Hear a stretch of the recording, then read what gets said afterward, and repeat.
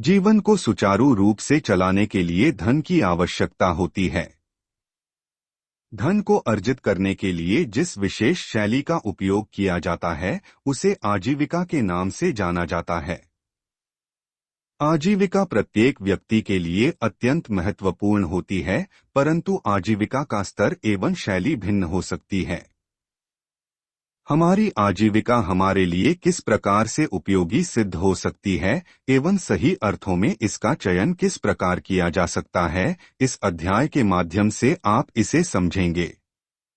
अध्याय 6 आजीविका एवं आर्थिक आधार। आजीविका मूल रूप से प्रत्येक व्यक्ति के जीवन का आर्थिक आधार होती है, जो जीवन को एक सुखद अनुभव भी प्रदान करती है। धर्म, अर्थ, काम एवं मोक्ष मानव जीवन में यह 4 ऐसे स्तंभ होते हैं जो प्रत्येक व्यक्ति के लिए अत्यंत आवश्यक होते हैं। मूल रूप से अर्थ अर्थात एक ऐसी ऊर्जा जिसके द्वारा जीवन को एक सही दिशा प्रदान की जा सकती है, प्रत्येक व्यक्ति के लिए अत्यंत महत्वपूर्ण होता है। प्रत्येक व्यक्ति अपने आर्थिक संग्रह को सुचारू रूप से चलाने के लिए मुख्यतया जिस विशेष कार्यप्रणाली का उपयोग करता है उसे आजीविका कहा जा सकता है। आजीविका प्रत्येक परिवार की मूलभूत आवश्यकताओं को ध्यान में रखते हुए धन एकत्रीकरण का मार्ग प्रदान करती है। हमारा व्यक्तिगत जीवन किस स्तर पर रहना चाहिए, इसका निर्णय भी हमारी आजीविका के द्वारा ही तय किया जा सकता है। मूल रूप से धन को एकत्र करना, संग्रह करना एवं उपयोग में लाना आर्थिक आधार पर ही निर्भर करता है। प्रत्येक व्यक्ति के जीवन में जिन भी विशेष कार्यों को लेकर उत्साह उत्पन्न होता है, उसका आधार भी आर्थिक रूप से ही देखा जा सकता है। जिस प्रकार का वातावरण होता है, उसी प्रकार से आर्थिक संग्रह को भी निर्धारित किया जाता है। प्रतिदिन सुबह उठने से लेकर रात्रि को सोने तक जितने भी कार्य विशेष किए जाते हैं, उन सभी को उत्साह पूर्वक करने के लिए प्रेरित किया जाता है। यह उत्साह अगले दिन के लिए भी उपयोग में लिया जाता है। किंतु यह उत्साह किस स्तर तक हमारे लिए कारगर सिद्ध हो सकता है, यह जानना भी अत्यंत आवश्यक होता है। प्रत्येक व्यक्ति के जीवन में आर्थिक प्रगति वह आधार होती है जिसके द्वारा सोच एवं विचारधारा निर्धारित की जा सकती है। हम कितने प्रखर जीवन शैली को आनंद से ले सकते हैं, इसका आधार भी मूल रूप से आर्थिक समीकरण पर निर्धारित किया जा सकता है। हमारा व्यक्तिगत जीवन हमें कुछ ना कुछ नया करने के लिए प्रेरित करता है, परंतु उसे पूरा करने का दायित्व हमारे आर्थिक समीकरण के द्वारा ही प्राप्त हो सकता है। हमारा आर्थिक समीकरण किस स्तर का होना चाहिए, इसके लिए हमें अपनी आजीविका पर विशेष रूप से निर्भर होना पड़ता है।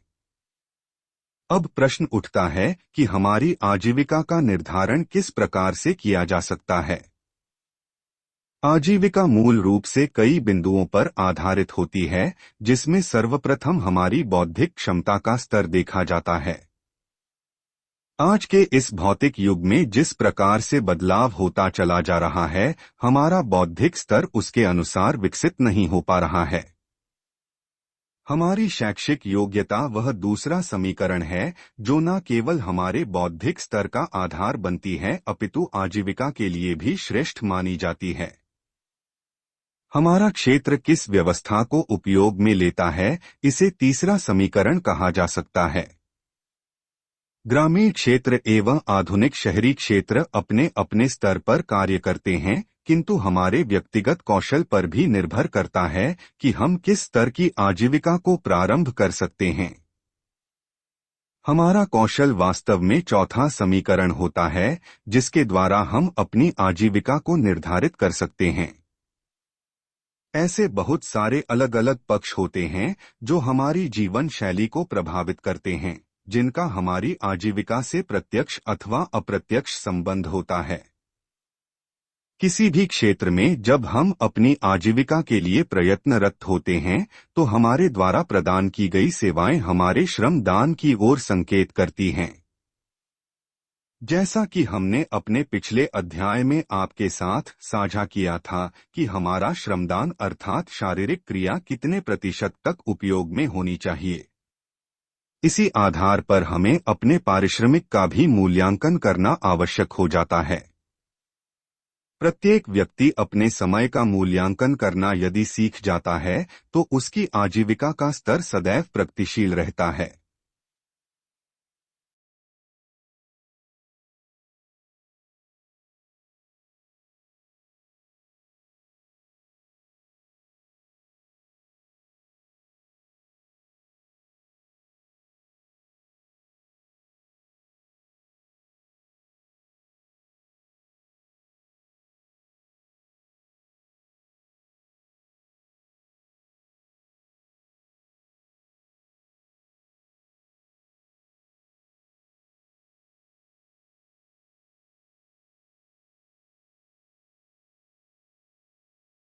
किंतु यदि किसी भी कारणवश हम यह करने में सक्षम नहीं हो पाते हैं तो हमें सामान्य से बहुत कम धन की प्राप्ति होती है। प्रत्येक व्यक्ति कितना धन अर्जित कर सकता है, उसे इस बात का विशेष तौर पर ज्ञान होना आवश्यक होता है। इसके लिए उसे विशेष तौर पर वित्तीय समझ होनी आवश्यक होनी चाहिए। संसार में जितने भी लोग अलग अलग क्षेत्रों में कार्य कर रहे होते हैं, उन सभी में प्रकृति द्वारा प्रदान किए गए सभी विशेष लक्षण उपलब्ध होते हैं। किंतु कुछ प्रतिशत लोग ही प्रकृति की इस देन को सही समय पर उपयोग करने में सक्षम हो पाते हैं। हमारा मस्तिष्क मूल रूप से उस पैराशूट के समान होता है जो तभी कार्य कर सकता है जब खुल जाए। उदाहरण के तौर पर जब कभी हम एक नया वाहन खरीद कर लाते हैं तो हमें वाहन निर्माता की ओर से कुछ दिशा निर्देश दिए जाते हैं। इन दिशा निर्देशों के अनुसार हमें वाहन को कुछ किलोमीटर तक सामान्य गति से चलाना आवश्यक होता है, जिसके पीछे का कारण इंजन की मुख्य प्रणाली को खोलना होता है। जब यह प्रक्रिया पूरी हो जाती है तो उसके उपरांत वाहन चालक अपनी इच्छा अनुसार वाहन का आनंद लेना प्रारंभ कर देता है। कुछ वाहनों में यह अवधि कुछ लंबी भी हो सकती है, जिसके पीछे का कारण वाहन चालक की योग्यता एवं अनुभव होता है। प्रत्येक वाहन अपना श्रेष्ठ परिणाम तभी देना प्रारंभ करता है जब उसका इंजन एवं अन्य सभी उपकरण पूर्ण रूप से अपना तालमेल बना लेते हैं। ऐसा न होने की अवधि में वाहन चाहे जितने भी अच्छे स्तर का क्यों न हो, वह अपनी उपयोगिता को पूर्ण रूप में सिद्ध नहीं कर पाता। ठीक उसी प्रकार मानव का जीवन भी जब तक पूर्ण रूप से प्रकृति के साथ अपना संतुलन नहीं बना लेता, उसे अच्छे परिणाम प्राप्त नहीं हो पाते। हमें यह तो पता होता है कि हमारी आजीविका हमें क्यों करनी चाहिए, किंतु कब और किस प्रकार से करनी चाहिए यह ज्ञात नहीं हो पाता। समाज अथवा बाजार के द्वारा धनराशि अर्जित करना जितना सरल होना चाहिए, उतना ही जटिल तरीके से हम उसे प्राप्त करने का सदैव प्रयास करते रहते हैं। जब हमें जल प्राप्त करना होता है तो उसके लिए उपयुक्त स्रोत खोजना भी आवश्यक होता है। यह स्रोत मूल रूप से किसी नदी अथवा सरोवर के रूप में उपलब्ध होता है, जहां पानी सदैव प्रवाहित होता रहता है। इसके अतिरिक्त यदि हम धरती को खोदना प्रारंभ करते हैं तो उसके गर्भ से भी हमें जल की प्राप्ति हो जाती है। ठीक इसी प्रकार जब कभी भी हमें अपनी आजीविका के माध्यम से धन को अर्जित करना होता है तो हमें उसके लिए अपनी अज्ञानता रूपी मिट्टी को खोदना आवश्यक होता है। हमारे विद्यालयों में जितने भी विषय हमें पढ़ाए जाते हैं, उनके व्यवसायीकरण का ज्ञान हमें जब तक नहीं हो पाता, हम धन अर्जित करने के लिए भ्रमित अवस्था में ही रहते हैं। समाज में कभी कभी हम कुछ ऐसे लोगों को देखते हैं जिनके पास कोई विशेष योग्यता उपलब्ध न होते हुए भी वह सरलता से धन को अर्जित कर पाते हैं। वहीं बहुत सारे ऐसे लोग भी होते हैं जो अत्यधिक परिश्रम के उपरांत भी धन को पर्याप्त मात्रा में प्राप्त नहीं कर पाते। हमें इस बात का ज्ञान होना परम आवश्यक होना चाहिए, जिससे कि हमारी आजीविका के लिए धन का वास्तविक आधार क्या और कैसे कार्य करता है। धन मूल रूप से एक द्रव्य को कहा जाता है जो सदैव प्रवाहित होना आवश्यक होता है। हमारे विचारों में यदि धन के प्रति प्रवाह सटीकता से हो रहा होता है तो हमारे जीवन में भी धन की मात्रा प्रबल रहती है। इसके लिए सबसे पहले हमें धन का सम्मान करना आवश्यक होता है। हमें अपने कार्य को प्रारंभ करने से पूर्व उसके प्रति हमारा रुझान एवं समर्पण सकारात्मक रूप से करना आवश्यक होता है। यदि ऐसा करने में हम सक्षम हो पाते हैं तो धन स्वाभाविक रूप से ही प्राप्त होना प्रारंभ हो जाता है। हमारे धन का प्रवाह मूल रूप से उसके प्रति हमारी विचारधारा से प्रकट होता है। हमारी विचारधारा जितनी अधिक सकारात्मक होगी धन का प्रवाह भी उतना ही प्रबल होगा।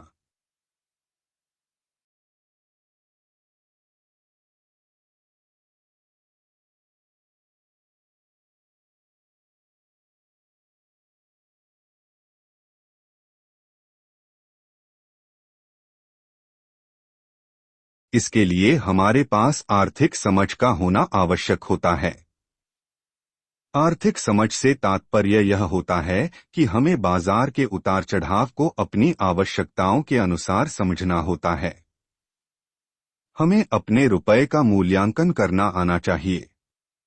अपने अगले अध्याय में हम इस विषय पर ही चर्चा करेंगे। धन से धन अर्जित करना हमारे अगले अध्याय का शीर्षक है, जो आपको धन की एक अलग प्रस्तुति प्रदान करेगा। बाजार में आर्थिक लाभ की प्राप्ति के लिए आपको अपने व्यक्तिगत जीवन का पूर्ण ज्ञान होना परम आवश्यक होता है। यदि किसी कारणवश आप अपने शिक्षा ग्रहण करने की अवधि में इसे सीख नहीं पाए तो आपको अपनी आजीविका को उचित स्तर पर प्राप्त करने में कठिनाई होगी। आप किस प्रकार की सेवाएं प्रदान कर सकते हैं, आपके लिए यह जानना महत्वपूर्ण होता है। इसके विपरीत यदि समाज अपने अनुसार आपकी सेवाओं को प्राप्त करने की चेष्टा करता है तो ऐसी स्थिति में आपको कभी भी पर्याप्त धनराशि उपलब्ध नहीं हो सकती। आपको आपके द्वारा प्रदान की गई सेवाओं का मूल्यांकन स्वयं के लिए आना चाहिए। कोई अन्य व्यक्ति यदि ऐसा आपके लिए करता है तो उसे आपके व्यक्तित्व एवं योग्यता का पूर्ण ज्ञान होना आवश्यक होता है। इसके विपरीत यदि आपको केवल एक वस्तु समझकर कोई उपयोग करेगा तो कभी भी आपका आर्थिक रूप से मूल्यांकन नहीं किया जा सकता। आपको यह समझना आवश्यक होगा कि आपका आर्थिक आधार मूल रूप से आपका व्यक्तिगत निर्णय होना चाहिए, न कि किसी अन्य व्यक्ति के दृष्टिकोण का परिणाम। जीवन में आर्थिक समीकरण सदैव हमारी योग्यता एवं कौशल के अनुसार निर्धारित किए जाते हैं। इसके साथ ही हमें इस बात का भी ज्ञान होना चाहिए कि हमारा अगले कुछ वर्षों में स्वयं के प्रति क्या दायित्व हो सकता है। हम जिस संसार में स्वयं को देखना चाहते हैं, भले ही उसमें अन्य लोग भी अपना कार्य कर रहे हों, वह मूल रूप से हमारे द्वारा ही निर्धारित होना चाहिए। ऐसा करने के लिए हमारा बौद्धिक स्तर हमारी क्षमताओं के आधार पर विकसित होना चाहिए। यदि हम अपने जीवन के प्रारंभिक दिनों में इसे निर्मित करने में सफल नहीं हो पाए हो तो इस बात से हमें ज्यादा चिंतित नहीं होना चाहिए। एक कहावत प्रचलन में है कि जब जागो तभी सवेरा मानो। इस कहावत से अभिप्राय यह है कि जिसके दिन हमें अपने जीवन की वास्तविक दिशा का ज्ञान हो जाएगा, हमारा वास्तविक जीवन मूल रूप से तभी प्रारंभ भी होगा। हमें केवल उपलब्ध अवसरों को पहचानने की योग्यता स्वयं के जीवन में विकसित करनी होगी। आर्थिक आधार मूल रूप से कुछ ऐसी बातों पर निर्भर करता है जिनका ज्ञान संभवतः हम भौतिक जीवन से प्राप्त नहीं कर सकते। इसके लिए हमें अपनी उस मानसिक एवं वैचारिक जीवन शैली को समझना होगा जो मूल रूप से हमारे जीवन का आधार होती है। मित्रों, आगे कुछ भी कहने से पूर्व हम आपके समक्ष एक विशेष बिंदु को यहाँ साझा करना चाहेंगे। आर्थिक आधार पर प्रगति करना संसार का प्रत्येक व्यक्ति चाहता है, किंतु जीवन में बदलाव करने के लिए बहुत कम लोग ही सजग रह पाते हैं। वर्तमान जीवन शैली में भी अत्यंत निर्धन एवं अत्यंत धनवान श्रेणियां उपलब्ध है। इन दोनों श्रेणियों के मध्य एक यात्रा सभी लोग करते रहते हैं एवं अलग अलग मार्गों का निर्माण भी कर देते हैं।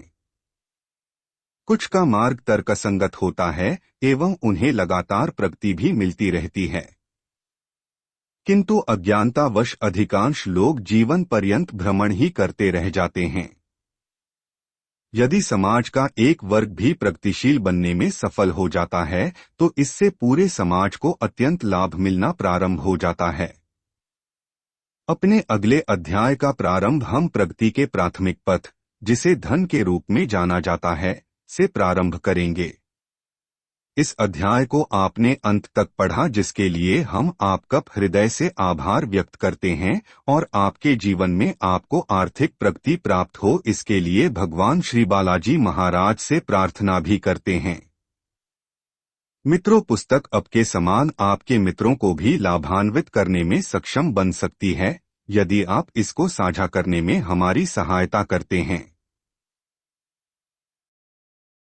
आपसे हम यह आशा करते हैं कि आप इस कार्य में हमारी सहायता अवश्य करेंगे। हमने आपके लिए एक विशेष कार्यशाला का निर्माण कर रखा है जिसके द्वारा आप अपने आर्थिक समीकरणों को सरलता से सुधार सकते हैं और एक प्रसन्न जीवन शैली का निर्माण भी कर सकते हैं। इसके विषय में आपको लिंक प्रदान किया जा रहा है। धन्यवाद।